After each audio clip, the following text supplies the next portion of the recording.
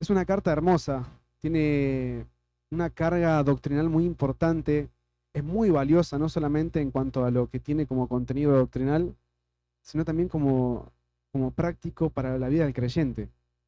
Y me gusta mucho esta carta porque el apóstol Pablo no gasta uno, no gasta dos, gasta 11 capítulos para hablar acerca del Evangelio con estas personas.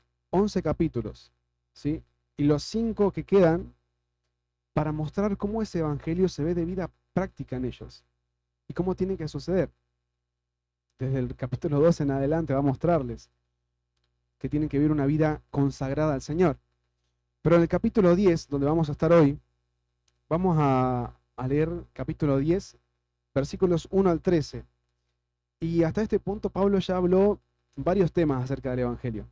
Habló acerca de la condición del hombre, de la condición de pecado del hombre, de la necesidad de justicia del hombre, de la justicia de Dios, de la justificación, de la justicia práctica y de la santificación. Y ahora va a hablar, en el capítulo 9 habló acerca de un tema puntual en cuanto a la elección de Dios, a la salvación que Dios ha determinado ya.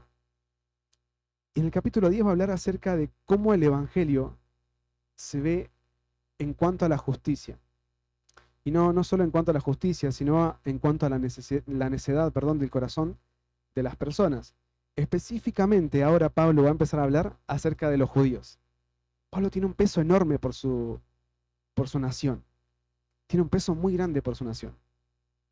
Por eso es que ves, cada vez que vas por el libro de los Hechos, Pablo a cada ciudad que entra, ¿a dónde se dirige? A la sinagoga. Pablo se dirige a la sinagoga. Pablo va primeramente en busca de su pueblo, aún sabiendo cuál es su ministerio. A donde llega primero va a buscar a su pueblo, a su nación, a la nación de Israel. Pero su ministerio es a los gentiles.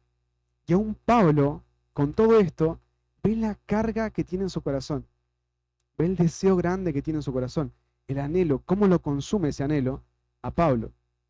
Vamos a leer el pasaje, ¿sí? Versículo 1. Hermanos, ciertamente el anhelo de mi corazón y mi oración a Dios por Israel es para salvación, porque yo les doy testimonio de que tienen celo de Dios, pero no conforme a ciencia, porque ignorando la justicia de Dios y procurando establecer la suya propia, no se han sujetado a la justicia de Dios, porque el fin de la ley es Cristo, para justicia a todo aquel que cree. Porque de la justicia que es por la ley, Moisés escribe así: el hombre que haga estas cosas vivirá por ellas. Pero la justicia que es por la fe dice así: no digas en tu corazón, ¿quién subirá al cielo? Esto es para traer abajo a Cristo. O ¿quién descenderá al abismo? Esto es para hacer subir a Cristo entre los muertos. Mas, ¿qué dice? Cerca de ti está la palabra en tu boca y en tu corazón. Esta es la palabra de fe que predicamos. Que si confesares con tu boca que Jesús es el Señor y creyeres en tu corazón que Dios le levantó entre los muertos, serás salvo. Porque con el corazón se cree para justicia, pero con la boca se confiesa para salvación. Pues la Escritura dice: todo aquel que en él creyere no será avergonzado, porque no hay diferencia entre judío y griego, pues el mismo que es Señor de todos es rico para con todos los que le invocan, porque todo aquel que invocar el nombre del Señor será salvo. Y arrancando desde este primer versículo, versículo 1, Pablo va a decir: hermanos, ciertamente el anhelo de mi corazón y mi oración a Dios es para salvación. Mi oración a Dios por Israel es para salvación. El deseo de Pablo, Pablo no solamente dice ciertamente mi anhelo, Pablo deja en claro, pues ese ciertamente lo que va a hacer es un énfasis, va a dejar bien claro cuál es su deseo, cuál es su voluntad, es lo que él tiene en mente, lo que él tiene en su corazón, lo que él quisiera que suceda. Mi deseo y mi oración.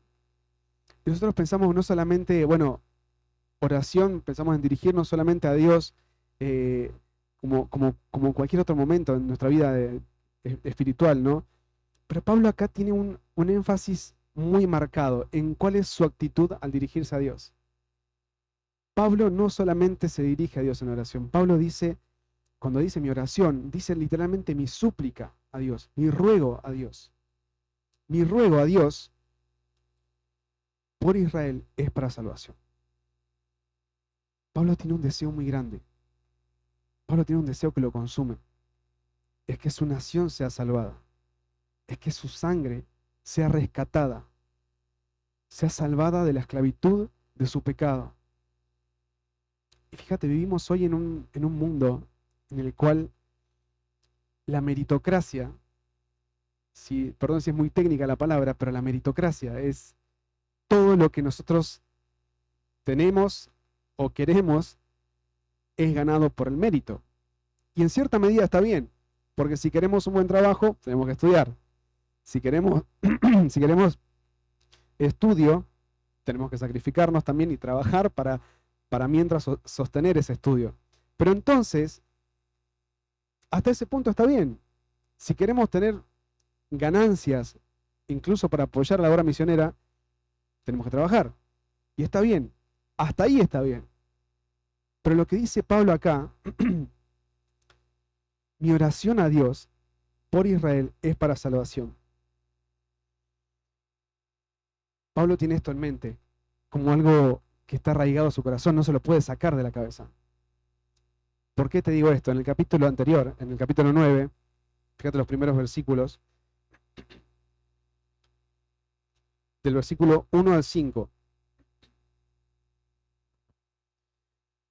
Verdad digo en Cristo, no miento, y mi conciencia me da testimonio en el Espíritu Santo, que tengo gran tristeza y continuo dolor en mi corazón, porque deseara yo mismo ser anatema, separado de Cristo por amor a mis hermanos, los que son mis parientes según carne, que son israelitas, de los cuales son adopción, la gloria, el pacto, la promulgación de la ley, el culto y las promesas, de quienes son los patriarcas, de los cuales según la carne vino Cristo, el cual es Dios sobre todas las cosas, bendito por los siglos. Amén. Pablo tiene un dolor grandísimo, una angustia que lo consume, de que su pueblo sea salvado, de que su sangre sea rescatada de esa esclavitud de pecado, de esa falsa vida de religiosidad. Pablo anhela esto. Pablo tiene ese anhelo en su corazón. Pero él sabe que él no puede hacerlo. Él sabe que él no puede traer salvación a su pueblo. Él tiene tanto deseo que, como mencionábamos recién, cada momento, a cada pueblo que va, a cada ciudad que va, se dirige a la sinagoga. Pero él tiene la claridad de que él no puede hacer nada más que exponerles la verdad. Que de él no depende la salvación de su pueblo, sino de Dios. Por eso es que viene delante de él. Y él les dice ahora, ciertamente el anhelo de mi corazón y mi oración a Dios por Israel es para salvación. Pablo entiende que no depende de sus fuerzas, que no depende de sus acciones. Él depende de que la salvación, en que la salvación de su pueblo se encuentra en Dios, solamente en Dios. Y en el versículo 2, Pablo va a mostrarnos algo que él vivió en carne propia. Porque yo les doy testimonio de que tienen celo de Dios, pero no conforme a ciencia. Te digo, Pablo lo vivió en carne propia esto. Cuando dice yo les doy testimonio, les doy una garantía. Ese testimonio es testificar como de una forma legal, ¿no? O sea, dar un testimonio de algo que es cierto, de que vos podés afirmar. Obviamente no estás mintiendo, lo que estás diciendo es real. Pablo dice, yo les doy testimonio de que tienen celo de Dios. Fíjate, ¿te acordás lo que te mencionaba recién? Pablo lo vivió en carne propia. Acompáñame ahí un ratito a Hechos, capítulo 7. Hechos capítulo 7.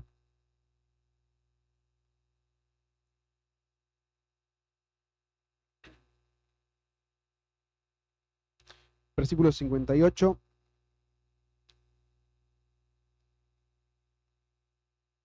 al capítulo 8:3. Mira, te pongo en contexto. En este punto, la iglesia ya estaba establecida. La iglesia se había establecido en Jerusalén, la iglesia primitiva, y habían seleccionado hombres para acompañar a los apóstoles que estaban con la enseñanza, y estos hombres iban a estar dedicados al servicio. Y de estos hombres, uno de ellos es arrestado. Es arrestado, es juzgado, y en ese juicio él presenta una defensa tremenda acerca de lo que las escrituras revelan acerca de Cristo, acerca del Evangelio. Y los fariseos estaban enardecidos en contra de él. Tanto así que decidieron matarlo. En el versículo 58, mirá, y echándole fuera de la ciudad, le apedraron, y los testigos pusieron sus ropas a los pies de un joven que se llamaba Saulo, y apedreaban a Esteban mientras él invocaba y decía: Señor, Señor Jesús, recibe mi espíritu. Y puesto de rodillas clamó a gran voz: Señor, no les tomes en cuenta este pecado. Y habiendo dicho esto, durmió. Capítulo 8, versículo 1. Y Saulo consentía en su muerte. En aquel día hubo una gran persecución contra la iglesia que estaba en Jerusalén, y todos fueron esparcidos por las tierras de Judea y Samaria, salvo los apóstoles. Y los hombres piadosos llevaron a enterrar a Esteban e hicieron gran llanto sobre él. Y Saulo asolaba a la iglesia y entrando casa por casa arrastraba a mujeres y a hombres y los entregaba en la cárcel. Saulo no distinguía. Saulo no distinguía si eras niño, adulto, anciano, mujer, hombre. Él da garantía de lo que su pueblo vive. Él da garantía del celo que su pueblo tiene. Él lo vivió en carne propia. Él consintió en la muerte de Esteban. Él asolaba a la iglesia a tal punto de que, mira el capítulo 9 de Hechos, él va a tomar la decisión de no solamente en Jerusalén perseguir a la iglesia, sino salir de la ciudad de Jerusalén e ir a otra ciudad que estaba alrededor de 300 kilómetros de distancia de Jerusalén. Vos decís, ¿hasta qué punto Saulo, antes de conocer al Señor, este es el momento donde va a conocer a Cristo? Pero antes de esto, Saulo tenía esto en mente, mirá. Saulo, respirando aún amenazas y muerte contra los discípulos del Señor, vino al sumo sacerdote y le pidió las cartas para la sinagoga de Damasco, a fin de que si hallase algunos hombres o mujeres de este camino, los trajese presos a Jerusalén. Saulo dice respirando aún amenazas.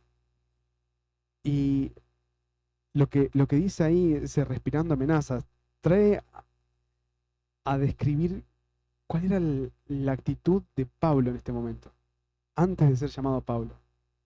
Él era consumido por este deseo. Era consumido por el deseo de no solamente apresar a la iglesia, sino, si es necesario, incluso llevarlos a la muerte. Porque él entendía esto como celo, como un fervor real en cuanto a Dios. Y Pablo les dice, yo les doy garantía, les doy testimonio de que tienen celo de Dios, pero no conforme a ciencia. Y ahora, esta forma en la que él describe esto, no conforme a ciencia, es no según el conocimiento, no según el conocimiento que tienen. Todo el pueblo de Israel fue expuesto durante años a la palabra de Dios. Al pueblo de Israel le fue revelada la Escritura. Al pueblo de Israel fue el pueblo que Dios eligió para ser testimonio a las naciones. Y aún así, teniendo todo el conocimiento, no podían tener un celo real. Porque el conocimiento no es garantía.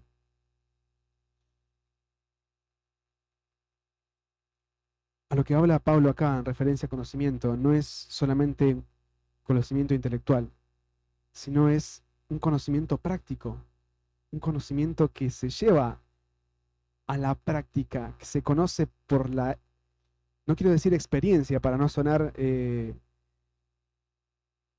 extremo, pero sí se lleva a la práctica. Está hablando de sabiduría. El pueblo de Israel tenía conocimiento, pero no tenía sabiduría. No podía vivir este conocimiento que tenía acerca de la ley y acerca del Mesías. El pueblo de Israel no lo entendía. Pablo está afirmando esto acá. Tienen celo de Dios, pero no conforme a ciencia. Si fuera así, pensá que si el pueblo de Israel hubiera tenido celo de Dios, un celo real, un celo genuino, una sabiduría real, no hubiera sido necesario que Cristo tuviera que explicar tantas veces las leyes del Antiguo Testamento. Ahí Mateo 5, mirá, es una pequeña evidencia de cómo el pueblo de Israel reaccionaba a la enseñanza de Cristo. Y no era la enseñanza de Cristo, era, era la enseñanza que ya tenían al alcance de su mano.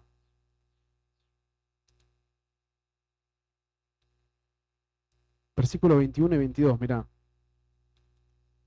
Oísteis que fue dicho a los antiguos, no matarás, y cualquiera que matare será culpable de juicio. Eso era todo lo que entendía el pueblo de Israel. Era simple y llanamente eso. Y por no hacerlo, creían tener justicia. Por no hacerlo, por no matar a alguien, creían ser justos delante de Dios. Pero Cristo lo que va a hacer es expandir esa interpretación y darle profundidad. Pero yo os digo que cualquiera que se enoje contra su hermano será culpable de juicio, y cualquiera que diga necio a su hermano será culpable ante el concilio, y cualquiera que le diga fatuo quedará expuesto al infierno de fuego. Cristo tuvo que explicar el significado real de esto.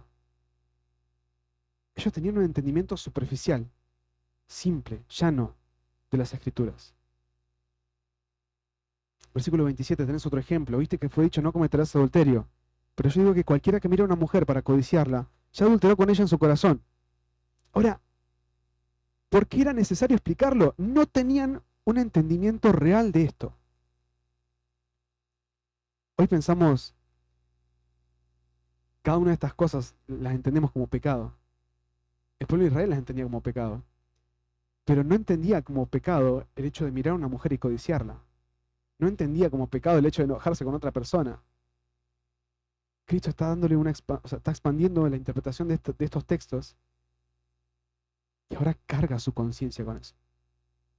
Carga nuestra conciencia con eso. Si hubieran tenido celo real, un celo genuino, conforme a sabiduría, no hubiera sido necesario explicar tanto esto. Cualquier persona que es expuesta a la ley, cualquier persona que es expuesta a la palabra de Dios, es su condición.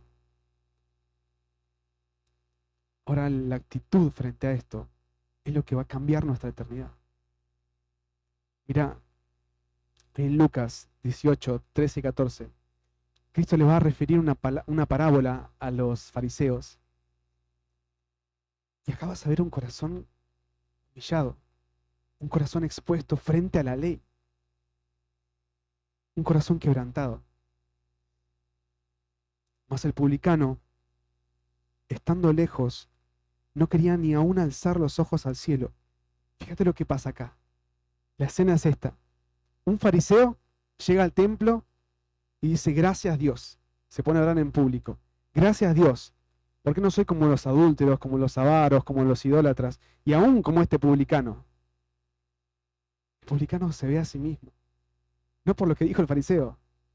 Se ve a sí mismo el publicano y dice, se golpea el pecho y dice, Dios, sé propicio a mí, pecador. Este hombre se mira a sí mismo. Y cuando se ve a sí mismo, es que no puede hallar justicia delante de Dios. No encuentra más que pecado en su vida. Este hombre queda expuesto frente a la verdad de lo que implica la santidad y la perfección de la ley de Dios. Este hombre es incapaz. Este hombre se ve incapaz. Cualquiera que se encuentra en esa situación y obra conforme a ciencia, llega a este punto. Queda expuesto ante la palabra de Dios. Versículo 3 del capítulo 10 de Romanos, seguimos. Eh, porque ignorando la justicia de Dios y procurando establecer la suya propia, no se han sujetado a la justicia de Dios. Esta expresión que usa Pablo acá es, tienen la ley delante de ellos, tienen la palabra de Dios a su alcance, tienen la escritura Cada sábado que se reúnen es expuesta en la sinagoga. Cada momento que es compartida entre los fariseos en las enseñanzas, en las plazas, en los templos, en el templo, la escritura es expuesta, está ahí. Pero ignoran la justicia de Dios. Están lejos de ser justos delante de Dios. Ahora, Pablo lo que va a mostrar acá en este versículo no solamente es que, que ellos están ignorando y que no se han, perdón, y que han tratado de establecer su propia justicia, sino a lo que quiere llegar es, no se sujetaron a la justicia de Dios, no se sometieron a la justicia de Dios. Y esto que va a decir ahora, ignorando la justicia de Dios y procurando establecer la suya propia, es la forma en la que no se sujetaron a la justicia de Dios. Ignorándola, teniéndola al alcance de la mano, haciéndose desconocedores. Mira, cualquiera pensaría que la ignorancia, acá a la que se refiere Pablo, está haciendo mención de alguien que no conoce porque tiene limitaciones para conocerlo. Pero ellos no las tenían. Como te digo, ellos tenían la escritura al alcance de su mano. Tenían la tradición oral. Tenían todos los recursos necesarios. Pablo mismo, en el libro de Romanos, en los primeros capítulos, va a mencionar, en el capítulo 3, para ser más específico, va a decir, no hay diferencia entre judío y griego. Solo que el judío tiene mayor carga frente a Dios. Porque a él se le fue revelada la palabra de Dios. A él le fue revelada la verdad. Fíjate, si vos y yo estamos acá y somos expuestos a la palabra de Dios y tenemos la misma actitud que los judíos, tenemos la misma carga delante de Dios, tenemos el mismo peso delante de Dios, ignorando la justicia, ellos se hicieron ignorantes a la justicia de Dios. La justicia de Dios no es solamente un concepto, es la demanda de una conducta moral perfecta y agradable a los ojos de Dios. Es una vida de santidad y sin pecado, que para cualquier ser humano es imposible. Entonces, ignorando la justicia de Dios,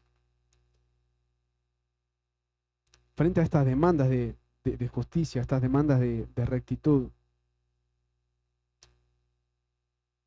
vemos, no puede ser producida por ningún hombre. Ahí en Gálatas 5:14 te lo menciono, porque toda la ley en esta sola palabra se cumple.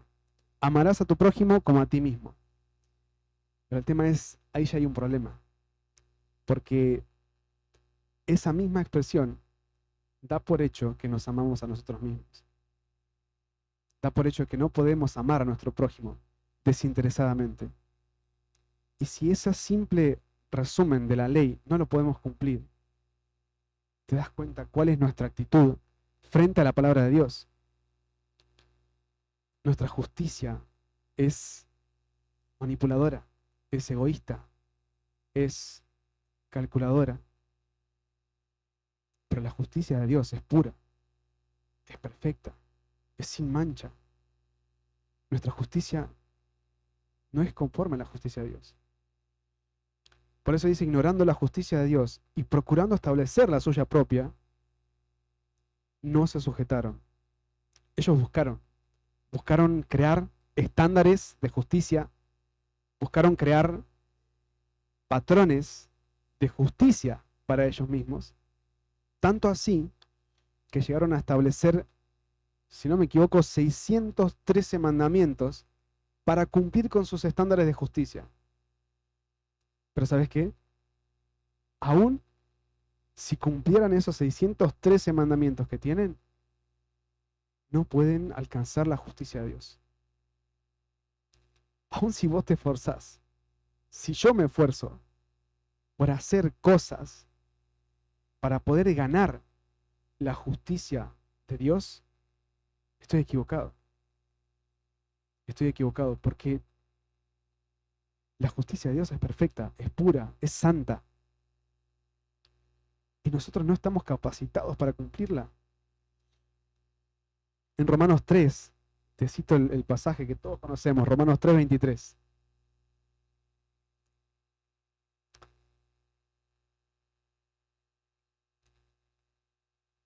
Te leo del 21. Pero ahora, aparte de la ley, se ha manifestado la justicia de Dios, testificada por la ley y por los profetas. La justicia de Dios por medio de la fe en Jesucristo, para todos los que creen en Él. Porque no hay diferencia, por cuanto todos pecaron y están destituidos de la gloria de Dios, siendo justificados gratuitamente por su gracia mediante la redención que hace Cristo Jesús, a quien Dios puso como propiciación por medio de la fe en su sangre, para manifestar su justicia a causa de haber pasado por alto en su paciencia los pecados pasados, con la mira de manifestar en este tiempo su justicia, a fin de que Él sea el justo y el que justifica al que es de la fe de Jesús. Ahora, la justicia de Dios es perfecta, pero fíjate, todos pecamos. Todos pecamos. Y estamos invalidados, incapacitados, impotentes para cumplir la justicia de Dios. No podemos. Por nuestras fuerzas no podemos. Y la nación de Israel, Pablo tiene en mente esto, la nación de Israel no lograba concebir esta idea. Ellos trataron de establecer su propia justicia. Ahora te digo, somos muy propensos a caer en esto. Somos muy propensos a caer en establecer nuestra propia justicia delante de Dios. Mira, venir un domingo a la iglesia, un jueves al estudio, abrir una Biblia en tu casa, no te da justicia delante de Dios. Si bien son prácticas, hábitos de piedad, no son la fuente de la justicia. Son el fruto de la justicia, pero no son la fuente de la justicia. Pero fíjate con qué celo mira Pablo esto, con qué dolor, con qué angustia. A su pueblo, ignorando la justicia de Dios, procurando establecer la suya propia, no se han sujetado a la justicia de Dios. Y que no se hayan sujetado a la justicia de Dios es que no se pusieron por debajo de la justicia de Dios, no se sometieron a la justicia de Dios y por ende se rebelaron a Dios. Se rebelaron a Dios. No se rebelaron a una lista de mandamientos. Se rebelaron a aquel que dio los mandamientos. Fíjate Santiago, cuando le habla a las iglesias también en un momento va a mencionar el capítulo 2,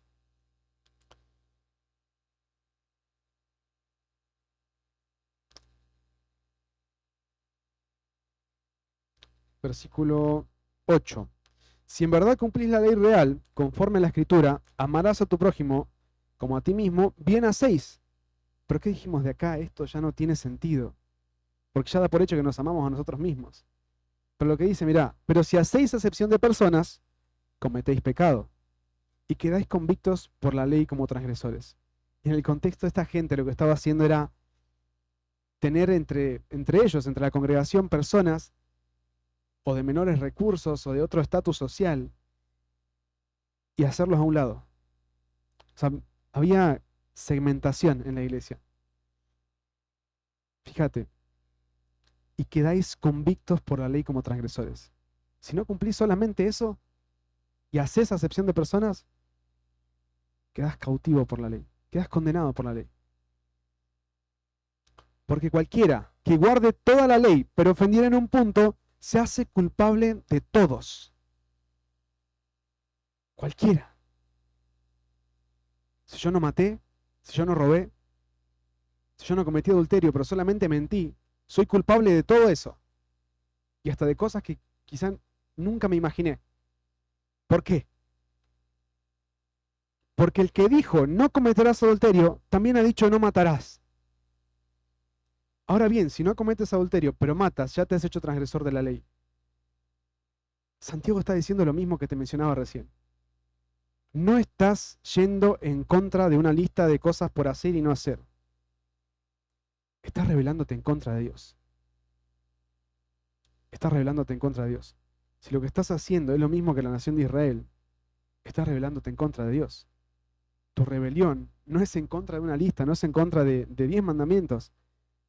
Esos mandamientos revelan el carácter de Dios.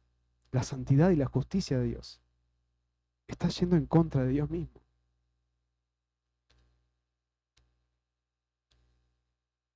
No se han sujetado a la justicia de Dios, porque el fin de la ley es Cristo, para justicia a todo aquel que cree. Mira la expresión que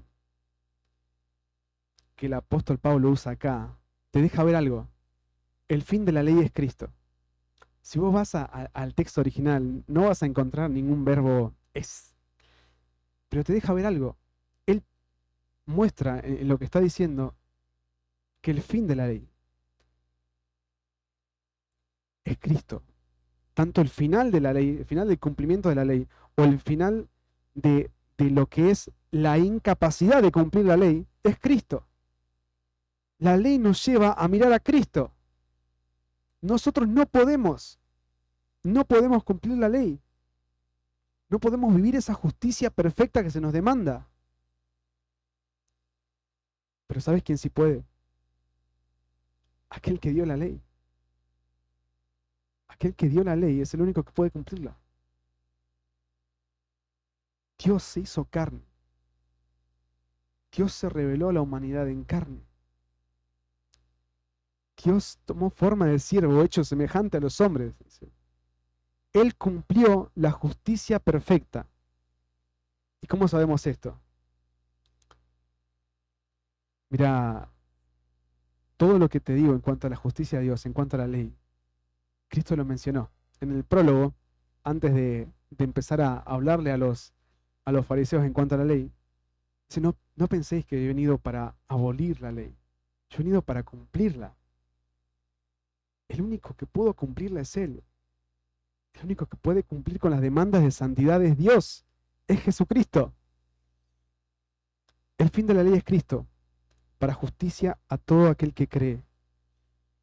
En Gálatas 3, Pablo también le va a decir a los Gálatas, de manera que la ley ha sido nuestro ayo para llevarnos a Cristo, a fin de que fuésemos justificados por la fe, no por la ley, por la fe. Mira, la ley es lo que va a revelarnos el carácter de la santidad y la justicia de Dios, la perfección que hay en Dios. Y va a exponer nuestra vida, va a exponer nuestro pecado, va a exponer nuestra incapacidad. Y en esa exposición de nuestra incapacidad somos llamados a obedecer. Fíjate, porque el fin de la ley es Cristo. Cuando vemos que no podemos, cuando vemos que no hay forma en la que podamos alcanzar la justicia de Dios, cuando vemos que estamos incapacitados, es solamente Dios el que puede hacerlo. Es solamente Dios el que puede cumplir esa justicia. Es solamente Dios el que puede darnos justicia.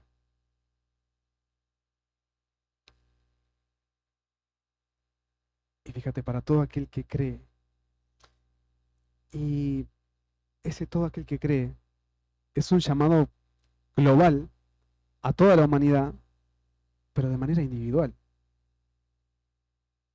A todo aquel que cree. Cada uno de nosotros es responsable delante de Dios frente a esta evaluación de nuestro corazón. Somos responsables delante de Dios.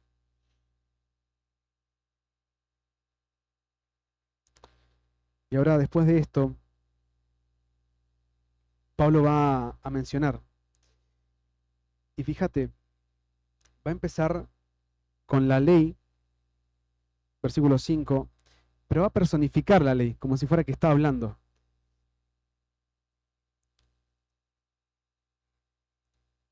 Porque la justicia que es por la ley de Moisés escribe así: el hombre que haga estas cosas vivirá por ellas. ¿Te acuerdas lo que te mencionaba recién? La justicia que es por la ley de Moisés es la ley, son los mandamientos que Israel tiene, son la justicia por las obras, pero estamos incapacitados para cumplirlas.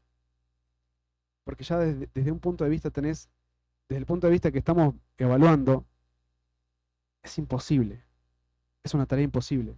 Para nosotros es una tarea imposible cumplir la ley de Dios.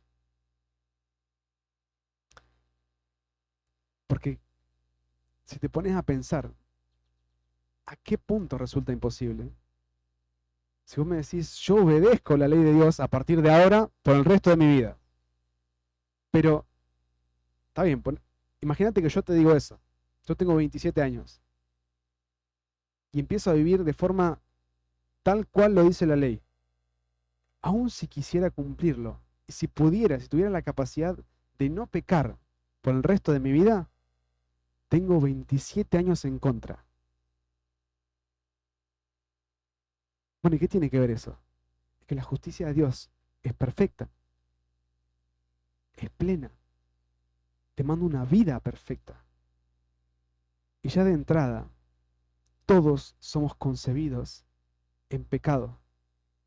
Todos somos traídos a este mundo en pecado, en naturaleza de pecado. Entonces, esa tarea resulta imposible.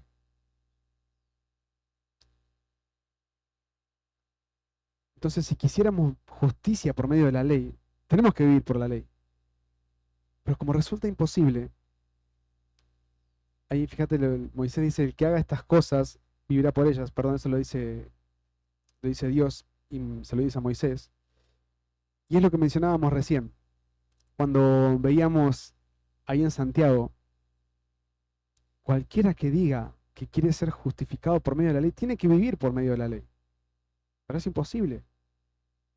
Es una tarea imposible para nosotros. Pero la justicia que es por la fe dice así. Ahora habla la justicia que es por la fe. No digas en tu corazón, ¿quién subirá al cielo? Esto es para traer abajo a Cristo. ¿O quién descenderá al abismo?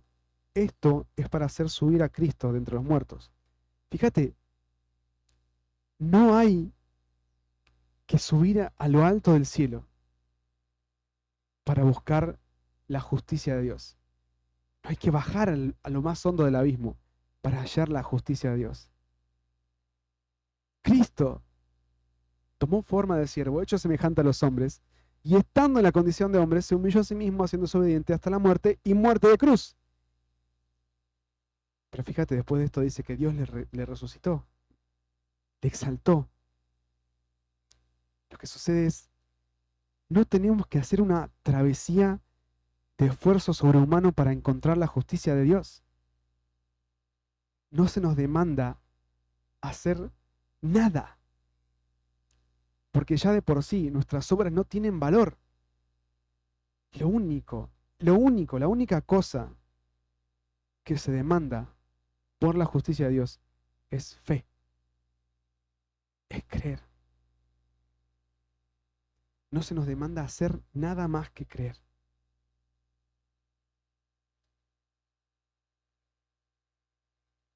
Y Pablo va a seguir con la cita. Pablo está citando ahora en el texto cuando dice, no digas en tu corazón. Está citando un texto de Deuteronomio.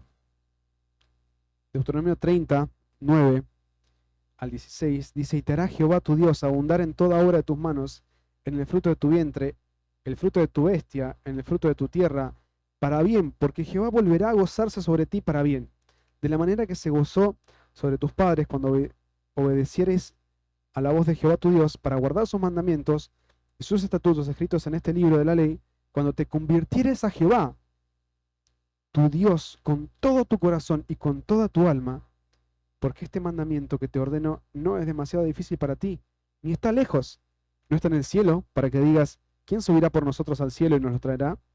Y nos lo hará oír para que lo cumplamos. Ni está al otro lado del mar, para que digas, ¿quién pasará por nosotros el mar para que nos lo traiga y nos lo haga oír? A fin de que lo cumplamos, porque muy cerca de ti está la palabra y en tu boca y en tu corazón, para que la cumplas. Fíjate, Pablo está usando un texto del Antiguo Testamento para llevarte a entender. Para el pueblo de Israel, la ley estaba enfrente de ellos. Esto no quiere decir que la ley les iba a traer justicia delante de Dios. La ley siempre tuvo el mismo propósito. Siempre tuvo el propósito de mostrar nuestra incapacidad, de mostrar la santidad, la justicia y la perfección de Dios. Pero el pueblo de Israel tenía la palabra de Dios a su alcance. Estaba cerca de ellos. Fíjate, dice, en tu boca y en tu corazón, dice. Es lo mismo que Pablo está diciendo ahora acá, pero Pablo le está diciendo, lo que está haciendo es referirle a Cristo. Pablo le está refiriendo a Cristo. No hace falta subir al cielo o bajar a lo más hondo del abismo o cruzar el mar. Cristo se acercó, cumplió la justicia perfecta, pagó por la justicia que no podíamos pagar. Más que dice, cerca de ti está la palabra en tu boca y en tu corazón.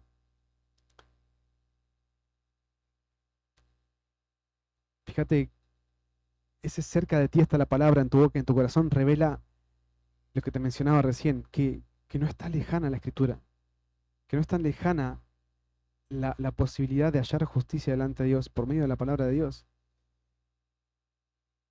Pensá en esto, para el judío promedio, ser expuesto constantemente a la ley era, era moneda corriente para ellos. Pensá cuando leían este texto, mirá, Génesis 15, del 3 al 6, dijo también a Abraham, mira que no me has dado prole, y he aquí será mi heredero un esclavo nacido en mi casa. Luego vino a él palabra de Jehová diciendo, no te heredará sino sino un hijo, tuyo será el que te heredará. Y yo llevo fuera, y lo llevo fuera y le dijo, mira ahora los cielos y cuenta las estrellas si las puedes contar. Y le dijo, así será tu descendencia. O sea, Dios le está prometiendo a Abraham cómo va a ser su descendencia. Dios le está prometiendo cuál va a ser su heredad. Y frente a esto, lo que Abraham escucha es algo prácticamente imposible. Abraham está en una edad muy avanzada ya como para tener hijos. Pero fíjate lo que pasa. Y creyó a Jehová y le fue contado por justicia. Abraham no tuvo que hacer nada. O sea, Abraham creyó lo que Dios le estaba diciendo. Y Dios le tuvo por justo. Porque Abraham entendía que no había nada en él que pudiera hacer para hallar justicia delante de Dios. Solo fue la voluntad de Dios. Solo fue el deseo de Dios. Pero fíjate, ser expuesto a esto, a este tipo de cosas, como un judío, ser expuesto a este tipo de cosas acá, a diario, en la iglesia, y que esa campana no suene en tu mente, es un peligro.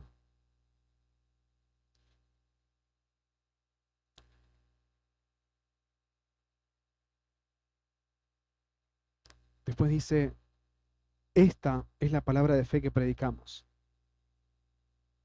Cuando habla de la palabra de fe que predicamos, habla de lo que proclamaban los apóstoles.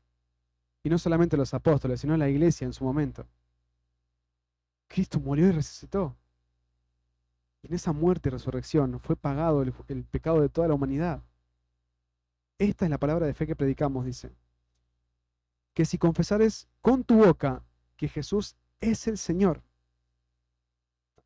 Ahora, es interesante pensar, confesar con mi boca lo puede ser cualquiera. Confesar con su boca lo puede hacer cualquiera. Decirlo lo puede hacer cualquiera.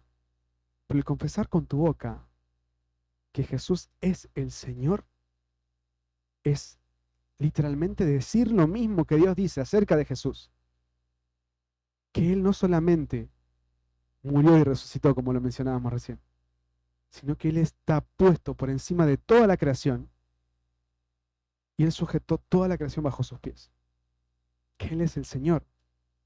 Y no solamente como un título más de decir el Señor, que Él es tu Señor, que Él es mi Señor. Que si confesares con tu boca que Jesús es el Señor, es confesar a Cristo como Señor. Es confesar a Cristo como mi dueño y saber que ya no me pertenezco, saber que mi vida no me pertenece. Esto es la palabra de fe que predicamos. Cristo es el Señor. Cristo no solamente es tu Señor, fíjate, y creyeres en tu corazón que Dios le levantó entre los muertos, serás salvo. Hay una confusión muy grande al día de hoy en pensar que solamente necesitamos salvación. Es real, necesitamos salvación. Todos y cada uno de nosotros necesitamos salvación. Todos y cada uno de nosotros necesita a Cristo. Pero Cristo como Salvador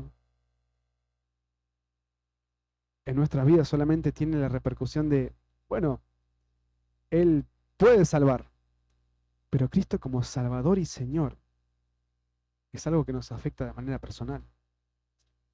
Cuando Pablo menciona acá que si confesares con tu boca que Jesús es Señor y creyeres, vemos el orden, ¿no? Un poquito alterado, confesar y creer. Pero no es importante en este punto. Porque el confesar que Cristo es mi Señor y creer que Dios le levantó entre los muertos son dos verdades que van de la mano. Son dos verdades que van de la mano y tienen por resultado lo mismo: ser salvo. ¿Salvo de qué? Salvo de la condenación del pecado. Salvo de la condenación eterna. Tienen el mismo resultado y no operan una aislada de la otra. Confesar que Jesús es mi Señor y creer que Dios le levantó entre los muertos es confesar que Jesús ahora es mi dueño, es a quien le pertenezco, que mi vida está por completo entregada a Él. Es la resurrección de Cristo, es la base de mi fe. La resurrección de Cristo es lo que nos tiene reunidos hoy acá. Si Cristo no resucitó, vana es nuestra fe. Pablo le dice esto a los corintios también. Porque la resurrección lo que nos muestra es, Cristo fue recibido delante del Padre como un sacrificio perfecto, agradable, como el sacrificio justo, el pago que nosotros no podíamos dar. Cristo fue ese pago. Él fue recibido delante del Padre como el sacrificio perfecto. Y fue resucitado. Fue resucitado. Y la resurrección de Cristo es la evidencia a todo el mundo, a través de todo el tiempo, de que tenemos salvación. De que tenemos salvación en Cristo. Porque con el corazón se cree para justicia, pero con la boca se confiesa para salvación. Mirá, ahí cuando mencionamos acerca de cuál es el fruto de esto, fíjate, Pablo le mencionó esto mismo que te estoy diciendo ahora. La palabra de fe que predicamos, que dice Pablo, es lo que fue proclamado a este hombre en Hechos 16, este carcelero. Hechos 16, 27, dice: despertando el carcelero, viendo abiertas las puertas de la cárcel, sacó la espada y se iba a matar pensando que los presos habían huido. En este momento Pablo estaba preso en Filipos, había sido acusado injustamente, había sido llevado preso, y después de eso sucede algo. Todas las puertas de las mazmorras se abren, los presos empiezan a alborotar, el carcelero se despierta y pensó que se habían ido todos, que se había quedado solo. Y lo que pasaba era que él iba a recibir un castigo por eso.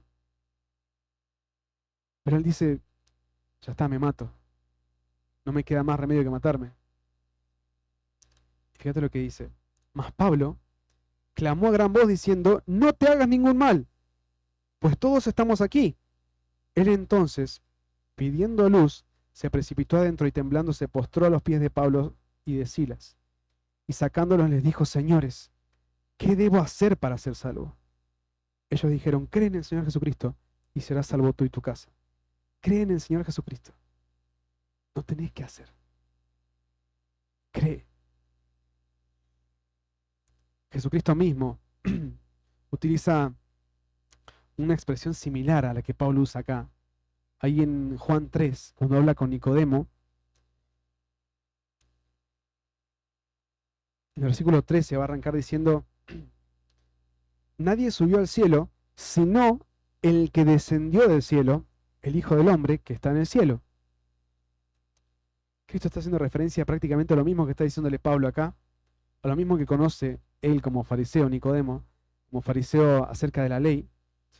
Y ahora le va a referir una historia que también tiene en mente. Eh, y como Moisés levantó la serpiente en el desierto, así es necesario que el Hijo del Hombre sea levantado, para que todo aquel que en él cree no se pierda, mas tenga vida eterna. Porque de tal manera, y este versículo lo conocemos todos, ¿no? Porque de tal manera amó Dios al mundo que ha dado a su Hijo unigénito, para que todo aquel que en él cree no se pierda, mas tenga vida eterna. Porque no envió Dios a su Hijo al mundo para condenar al mundo, sino para que el mundo sea salvo por él. El que en él cree no es condenado. Pero el que no cree ya ha sido condenado, porque no ha creído en el nombre del unigénito Hijo de Dios. Y esta es la condenación, que la luz vino al mundo, y los hombres amaron más las tinieblas que la luz, porque sus obras eran malas. Fíjate, lo que te muestra acá es, Pablo está diciéndote lo mismo que Cristo le dijo a Nicodemo. Con el corazón se cree para justicia, pero con la boca se confiesa para salvación. Versículo 11, pues la Escritura dice, todo aquel que en él creyere no será avergonzado. Todo aquel que crea en Cristo, todo aquel que crea en que está imposibilitado, que está incapacitado para cumplir la ley delante de Dios, todo aquel que crea que necesita ser salvado, que necesita ser rescatado, todo aquel que creyere en él no será avergonzado. No va a ser defraudado, no va a ser despreciado, no va a ser avergonzado. Ya no hay nada con lo que cargue. Cristo lo pagó. Cuando Jesús le habla a Nicodemo, le dice lo mismo que está diciendo a Pablo acá. No es todo aquel que creyó. También está haciendo un llamado general, pero de manera individual. Todo aquel que cree, no es en el pasado, es en el presente, todo aquel que cree. Y la misma verdad es ayer, es hoy, es mañana. Yo soy salvo, no porque creí, soy salvo porque creo. Y tengo la garantía de que eso que creo va a hacer que permanezca por la eternidad. No voy a ser avergonzado. Porque no hay diferencia entre judío y griego, pues el mismo que es Señor de todos es rico para con todos los que le invocan, porque todo aquel que invocara el nombre del Señor será salvo. Todo aquel que clama a Dios, todo aquel que viene delante de Dios con un corazón quebrantado, con un corazón humillado por su incapacidad, todo aquel que clama a Dios va a ser salvo. Pero no importa cuán bajo hayas caído, no importa cuán entregado hayas estado a tu pecado, qué tan lejos hayas estado de Dios, cuán grande fue tu rebelión. Todo aquel que cree será salvo. Todo aquel que cree será salvo. Sin importar tu edad, tu, tu clase social, tu estatus, no importa dónde estés.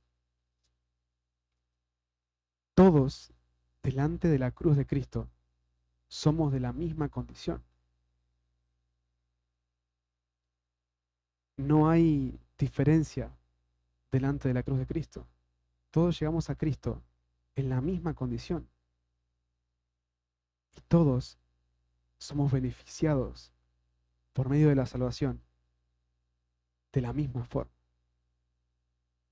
creyendo en Él, clamando a Él por salvación y clamando a Él por salvación en fe. No hay otra forma. Sea que te cargue tu familia, la salvación de tu familia, la salvación de tus hijos, de tus padres, de tus hermanos. El apóstol Pablo tenía algo en mente. Él estaba angustiado por la situación de la nación de Israel. Pero él confiaba en que solo Dios puede obrar para salvación. Y sea que hoy te encuentres en la misma condición que el pueblo de Israel, cerca de ti está la palabra, en tu boca y en tu corazón. Que si confesares con tu boca que Jesús es el Señor y creyeres en tu corazón que Dios le levantó entre los muertos, serás salvo. Porque con el corazón se cree para justicia, pero con la boca se confiesa para salvación. Oramos. Padre, Señor, te doy gracias por tu palabra. Gracias, Señor, porque nos dejas ver que no hay nada en nosotros que pueda otorgarnos salvación. Que no hay ningún esfuerzo que podamos hacer para poder agradarte, Señor. Todas nuestras obras para ti son como trapo de inmundicia. Son despreciables, son aborrecibles, Señor. Y aún así, en la necesidad de nuestro corazón, tú decidiste amarnos, tú decidiste salvarnos, pero con la condición de reconocer, reconocer nuestra incapacidad, reconocer nuestra debilidad, reconocer que no podemos, Señor, que las demandas de tu evangelio son tan pesadas, Señor, que no podemos. Y te ruego, Señor, en esta mañana que tú afirmes nuestros corazones en tu verdad y que traigas salvación, Señor. Que obres para salvación conforme a tu voluntad, Padre. Te ruego, Señor, en esta mañana por mis hermanos, Señor, que tú sigas orando en sus vidas, Señor, y trayendo convicción por medio de lo que acabamos de escuchar. Y, Señor, que podamos salir desafiados, entendiendo la necesidad que, que tuvimos y que tenemos a diario de ti, Señor.